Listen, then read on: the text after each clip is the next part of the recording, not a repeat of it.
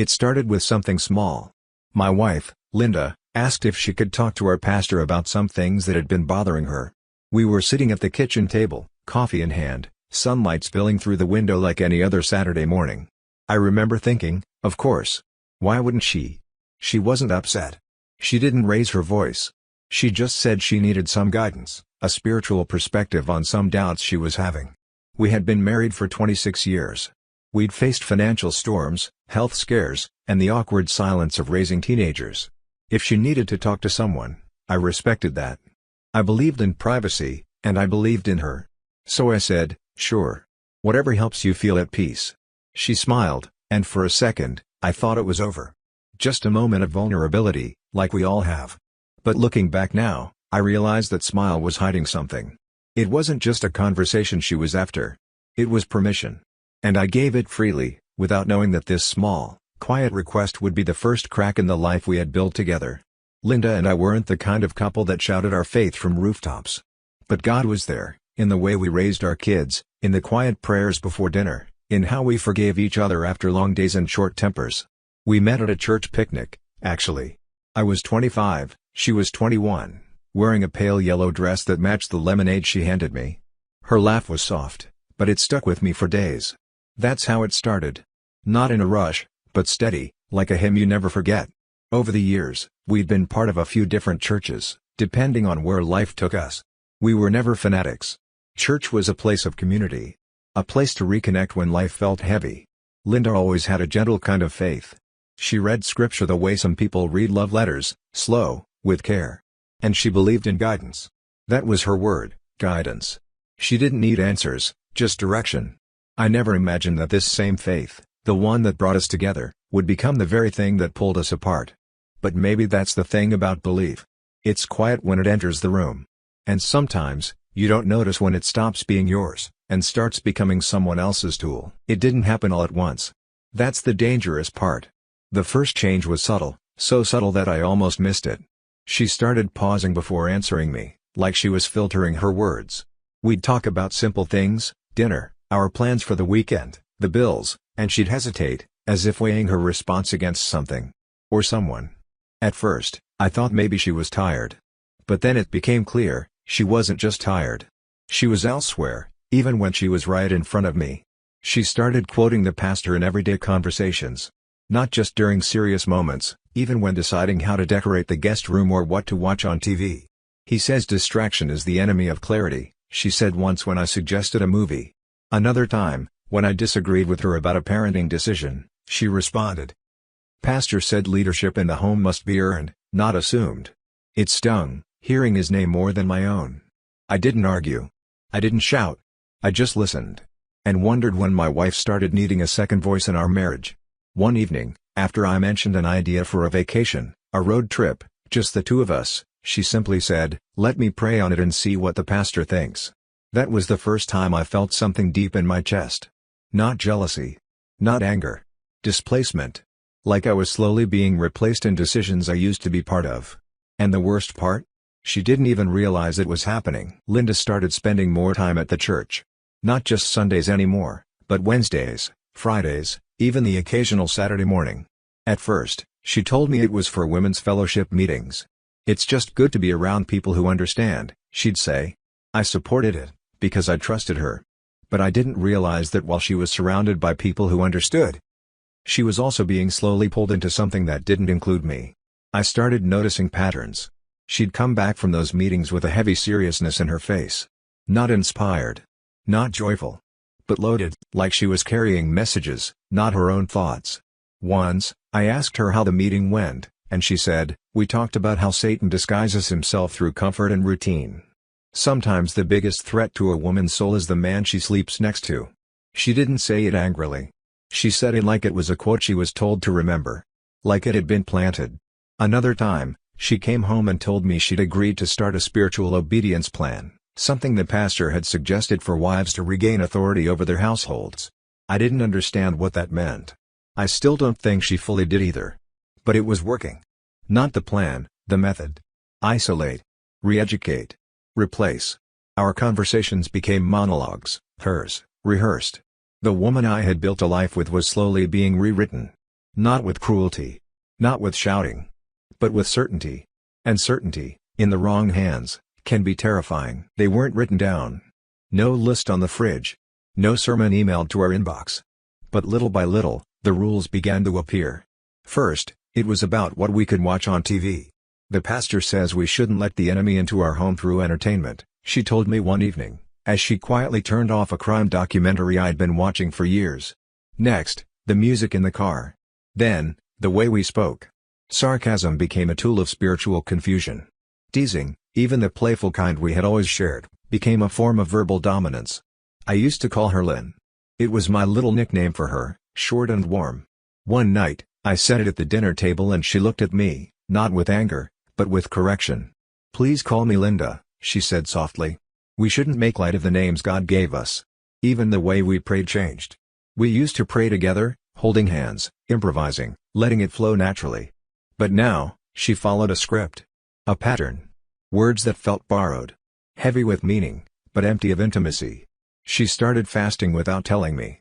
Started sleeping with the Bible between us.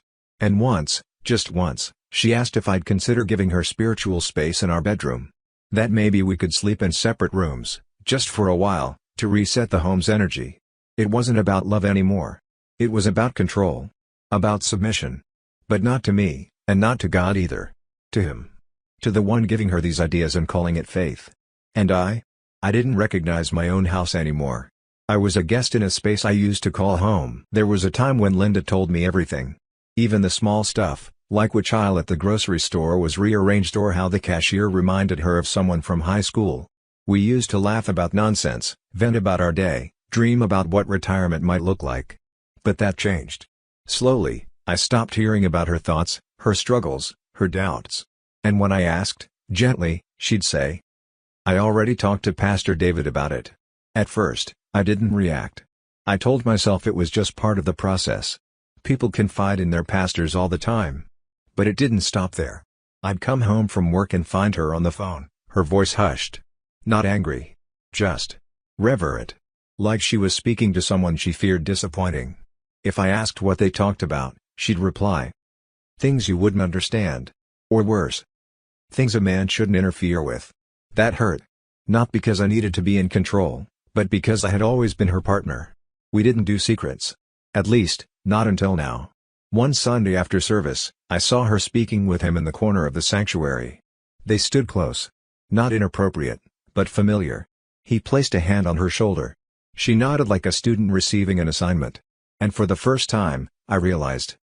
I wasn't just outside the conversation. I was the subject of it. She had stopped turning to me for answers. Not because I failed her, but because someone else convinced her that I no longer could be trusted. There's a kind of pain that comes not from shouting matches or slammed doors, but from silence. From absence. From being quietly edited out of someone's life. I began to notice it during the little decisions. The ones we used to make together, what to cook for the week, whether to visit our daughter over the weekend, whether to fix the leaky faucet now or next month. I'd bring something up, and she'd already have an answer. The pastor said now's not the right time to travel. Or, Pastor David suggested we eat lighter meals this month, it's part of spiritual discipline. It wasn't that she had her own opinion. That, I respected. It was that her opinion had become someone else's words, delivered through her mouth, without question. One night, I asked her if she even wanted to go visit our daughter anymore. She paused, looked at me, and said, "She's part of your old pattern." I'm trying to stay focused. That phrase stuck in my head, your old pattern. I didn't know I had one. I didn't know I'd become something she had to overcome. We used to lie in bed and talk about everything, even things that didn't matter. Now, she'd fall asleep clutching a worn leather Bible, her back turned to me, while I stared at the ceiling, wondering how I had become so irrelevant. It's strange. You can live under the same roof with someone, hear them breathe beside you, pass them the salt at dinner, and still feel like a stranger renting space in their life. One morning, over coffee, Linda looked at me and said something she hadn't said in a long time. "I'd like you to come to church with me this Sunday." She said it gently, without pressure. But something in her tone felt rehearsed, like she had practiced those words in her head, maybe even been coached on how to say them. I looked up from my mug and smiled. "I appreciate that," I said. "But I don't think it's for me." And it wasn't. Not because I didn't believe. but because I'd already seen what that place had done to her. It didn't feel like worship anymore. It felt like surrender, not to God, but to one man's version of him. Her face fell just slightly, then she nodded, almost too quickly. He said you might resist. Those words hit me harder than they should have. Not because I was surprised, but because they confirmed something I had tried not to believe. This wasn't just a personal invitation. It was a test. And I had failed it. That Sunday, she got dressed in quiet determination. A long skirt. A new blouse I hadn't seen before. Hair neatly pinned, Bible tucked under her arm. I watched her walk to the car, alone. Watched the taillights disappear down the street. And I sat there in our quiet house, suddenly aware that I was no longer part of her journey. She had extended her hand, not out of love, but out of duty. And when I didn't take it, I wasn't just declining church. I was confirming everything he had told her I would do. There's a certain stillness that settles into a house when love begins to retreat. It's not loud. It doesn't announce itself with slammed doors or raised voices. It's in the quiet pauses. The way two people stop saying goodnight out loud. The way forks scrape plates in silence during dinner. The way footsteps echo a little louder down the hallway because no one's walking beside you anymore. Our nights used to be full. Not busy, just full. Of small talk, shared shows, her soft laughter when I mispronounced words on the crossword puzzle. Even our arguments had life in them. Now, everything was muted. Sterile. We started going to bed at different times. She said she needed to pray longer. To sit in the Spirit. I said I was tired, though I mostly lay awake, staring at the ceiling fan, listening for any hint that she might come back to the room, back to us. Some nights I'd hear her talking softly in the other room. At first, I thought she was on the phone. But one night, I walked past the door and paused. She was praying. But it didn't sound like prayer. It sounded like a conversation. One-sided. Rehearsed. Directed. She didn't ask for protection. She didn't pray for our family. She asked for strength to obey. For clarity to follow the truth. For freedom from old attachments. And though she never said my name, I knew who she meant. I started sleeping with the door halfway open, hoping she'd peek in. She never did. And so the nights stretched on, longer than they should have. Two souls under one roof, with miles of silence between them. It was a Tuesday. Ordinary in every way, at least until it wasn't. I came home a little later than usual. Traffic, mostly. I walked through the door expecting the usual quiet, maybe the scent of dinner, maybe just the hum of the washing machine. But she was waiting for me. Not in anger. Not in fear. Just waiting. At the kitchen table. A single sheet of paper in front of her, neatly aligned with the edge. She didn't say anything at first. Just looked at me. Eyes dry. Hands folded. I remember the way the sunlight hit the table, like it was trying to soften what was about to happen. I need you to sign this, she said, her voice steady. I looked down at the paper. No header. No legal letterhead. Just words. Plain and cold. It wasn't divorce. But it wasn't far from it. It was a written agreement, something she and the pastor had prayed over together. It laid out boundaries. Spiritual leadership would no longer be shared. Decisions would be filtered through a process she had agreed to. There were even lines about finances, how much I could spend without counsel. It read like a contract between business partners, not husband and wife. I looked up at her, searching for a flicker of doubt in her eyes. But there was none. Only resolve. He said this will help restore order in the home, she added. He said. Not we decided. Not I feel. He. Him. My hands trembled as I picked up the paper. Not from rage. But from the grief of realizing that the woman I loved had already left. Not physically. Not legally. But something in her heart had already crossed the threshold. And I was being asked to sign the document that made it official. I didn't sign it. Not right away. I just sat there, holding the paper, trying to make sense of how we got here. The kitchen smelled like lemon cleaner. The clock on the wall ticked louder than it should have. And Linda, the woman I'd built a life with, stood there across from me, arms crossed gently, like she was waiting for a delivery, not dismantling a marriage. This isn't an attack, she said softly. It's protection. For both of us. I looked at her and asked, protection from what? She didn't answer. Not directly. Instead, she said, you've resisted spiritual authority for too long. You bring chaos into the home. This is how we bring peace back. I wanted to laugh. Not because it was funny, but because it felt insane, surreal. I wasn't perfect. I had my flaws. But I wasn't cruel. I wasn't dangerous. And yet here I was, being framed as the threat to my own home. She walked toward the window and pulled back the curtain just slightly, not looking at me as she said, "I was lost before. He helped me find clarity. And I can't go back to the way things were." The words he hung in the air like smoke. I asked her again, "Do you really believe this is better for us?" She turned around, calm as ever, and said, "I believe obedience brings blessings. This is obedience." And just like that, she sat back down and pushed the paper toward me. It wasn't anger that hit me then. It was something deeper. The ache of being erased, slowly, quietly, by someone who once held your name like a vow. I read it that night, long after she had gone to bed. The house was quiet, but the words on that page were deafening. It wasn't written by a lawyer. There were no formal legal terms. But it was structured, too structured. I recognized the phrasing from the pastor's sermons. Bits and pieces I'd overheard over the past few months, now shaped into rules for our marriage. The document opened with a statement. "This home is under spiritual reformation." It went on to outline expectations, not mutual ones, but mine. My role. My behavior. My compliance. I was to refrain from undermining spiritual authority, which meant not questioning the pastor's teachings, even in private. Submit financial decisions over a certain amount for oversight, to avoid what it called misguided stewardship. Attend spiritual counseling, under the church's guidance, until further notice. Refrain from opposing household changes rooted in Scripture, which, in this context, meant anything the pastor had approved. And perhaps most disturbing. Agree to spiritual separation if my resistance continued. A clause that implied sleeping in separate rooms, limited communication, and eventual relocation, if necessary. There was a space at the bottom for my signature. And below it, in small print, "Failure to cooperate will be seen as a rejection of God's order." That's when I knew this wasn't about us anymore. It wasn't even about faith. It was about control. Wrapped in Scripture. Sanctioned by silence. And slowly destroying everything we once promised each other. I wish I could say I stood up, tore the paper in half, and delivered a speech worthy of a movie scene. But that's not what happened. I sat there in silence. Hands on the table. The paper in front of me.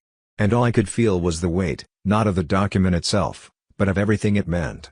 The trust we once shared. The laughter we built our life around. The quiet love we had for years. All of it. Hollowed out. I felt shock first.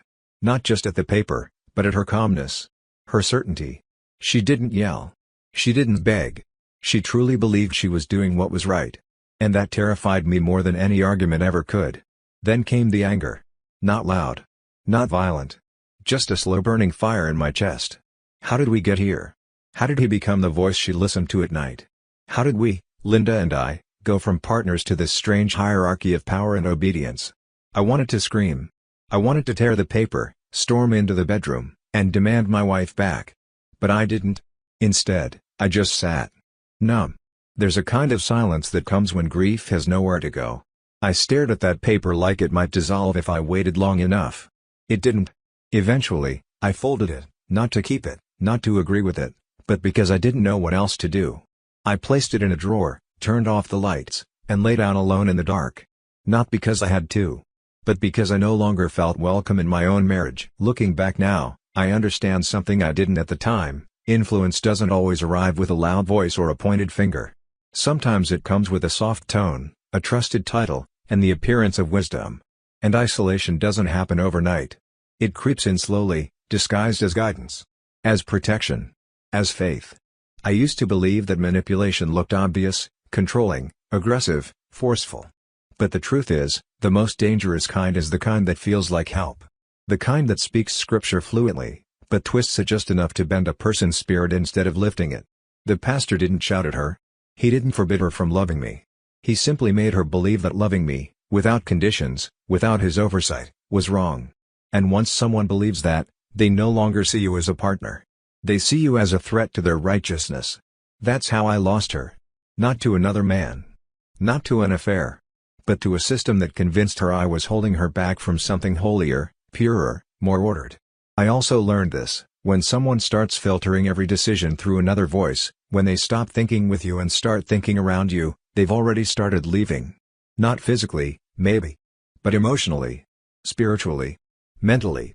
By the time she handed me that paper, most of her had already gone. I still believe in God. I still believe in prayer, in grace, in forgiveness. But I no longer believe that every voice claiming to speak for him deserves to be followed. Faith, when it's real, builds. It makes room for love, for disagreement, for questions. It binds people together, not in chains, but in understanding. What happened in my marriage wasn't faith. It was fear disguised as righteousness. It was one man's interpretation made into law, and a woman I loved, slowly molded into someone who could no longer see me without judgment in her eyes. I don't know where Linda is today, not really. She's still in the house. Still in the neighborhood. But the version of her I knew. That part left long ago. And me? I'm learning to live in the in-between. Not divorced. Not together. Just existing in the silence between two lives that used to move as one. If I could say one thing to her, and maybe to anyone listening, it would be this. Don't let someone else's voice become louder than your own. Don't hand over the keys to your heart in the name of spiritual order. And if your faith ever asks you to cut love out of your life in order to feel pure, stop and ask yourself, who's really benefiting from that purity? Because love, real love, doesn't control. It doesn't rewrite. It doesn't hand you a paper and ask for a signature on your own disappearance. Real faith builds homes. It doesn't tear them down, in God's name or anyone else's.